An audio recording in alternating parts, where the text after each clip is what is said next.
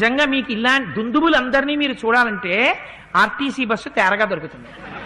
ఎందుకు దొరుకుతుంది అంటే పూర్ ఫెలో కండక్టర్ అని ఒకడు ఉంటాడు ఆ బస్సులో.